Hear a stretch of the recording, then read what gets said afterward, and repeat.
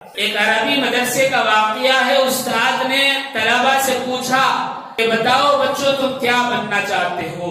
ایک طالب علم کھڑا ہوا، اس نے کہا کہ حضرت میں استاد بننا چاہتا ہوں، ٹیچر بننا چاہتا ہوں۔ دوسرے نے کہا کہ حضرت میں پروفیسر بننا چاہتا ہوں۔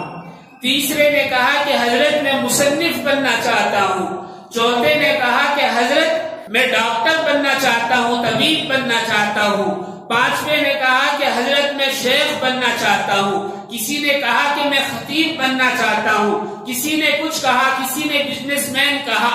تمام بچوں کو ٹیچر نے پوچھا اور سب نے جواب دیا۔ ایک کونے میں ایک چھوٹا سا بچہ، عمر 8 یا 9 سال ہوگی، بیٹھا ہوا ہے، خاموش ہے، نظریں زمین کی طرف ہے، کسی سوچ میں مگن ہے۔ استاد نے پوچھا بیٹا ابو بکر یہ تو بتاؤ تم کیا بننا چاہتے ہو؟ اس نے نظریں اٹھائی اور استاد کی طرف بڑی معصومیت سے دیکھا اور کہا کہ حضرت میں اگر بننا چاہتا ہوں تو میں سلطان نور الدین زنگی بننا چاہتا ہوں۔ استاد کو ایک دم شاک لگا اور کہا کہ یہ سلطان نور الدین زنگی کی بات کرتا ہے۔ کہا کہ تم سلطان نور الدین زنگی کیوں بننا چاہتے ہو؟ کہا کہ میری ماں کہتی ہے اگر تم سلطان نور الدین زنگی بنو گے تو تمہیں شاطم رسول کے قتل کا شرف حاصل ہوگا اور آقا نامدار صلی اللہ علیہ وسلم کی زیارت نصیب ہوگی۔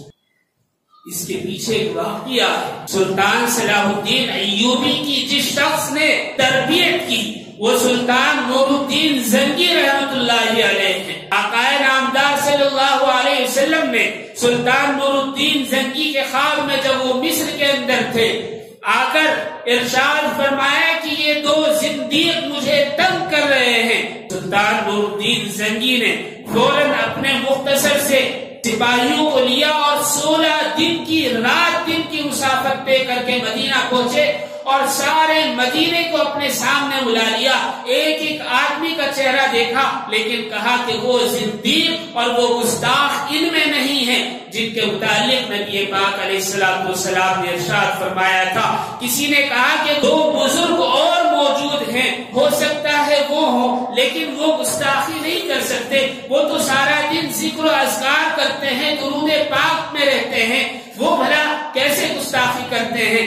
سلطان نور الدین زنگی نے ان کو بھی زبردستی طلب کیا، دیکھتے ہی پہچان لیا کہ یہی وہ 2 گستاخ ہیں جن کو نبی پاک علیہ السلام نے فرمایا تھا کہ مجھے پریشان کر رہے ہیں۔ ان کے گھر جا کر دیکھا کہ انہوں نے نبی پاک علیہ السلام کے قبر اطہر تک سرنگ کھود لی تھی اور آقا نامدار صلی اللہ علیہ وسلم کے جسد اطہر کو نکال کر وہاں سے لے جانا چاہتے تھے۔ یہ یہودی تھے۔ سلطان نے اس سرنگ میں گھس کر خود دیکھا کہ آگے سے روشنی آ رہی ہے۔ سلطان نور الدین زنگی آگے بڑھے تو دیکھا نبی پاک علیہ السلام کے پائے مبارک میں سے ایک انگوٹھا باہر نکل آیا ہے، ظاہر ہے جس سے روشنی پھوٹ رہی ہے۔ ساری امت میں آپ علیہ السلام کے پردہ فرمانے کے بعد آج تک کسی نے آپ کا جسد اطہر نہیں دیکھا سوائے نور الدین زنگی رحمت اللہ علیہ کے۔ نور الدین زنگی رحمت اللہ علیہ نے اس سرنگ میں آگے بڑھ کر نبی پاک علیہ السلام کے انگوٹھے کو بوسہ دیا اور درود پاک پڑھا، اپنے آنسو بہتے ہوئے آقا نامدار صلی اللہ علیہ وسلم کو سلام کیا اور عرض کیا اے اللہ کے نبی، آپ نے مجھے یہ شرف بخشا ہے کہ آپ کی زیارت مجھے نصیب ہوئی، اور پھر مٹی اکسار کی اور پھر روزے اطہر کے چاروں طرف بہت گہرائی تک سیسا پگھلا کر روزے کو محفوظ کیا۔ آج کوئی بچہ ایسا پیدا کیوں نہیں ہوتا جس کے اندر وہ تڑپ ہو کہ میں نور الدین زنگی بننا چاہتا ہوں؟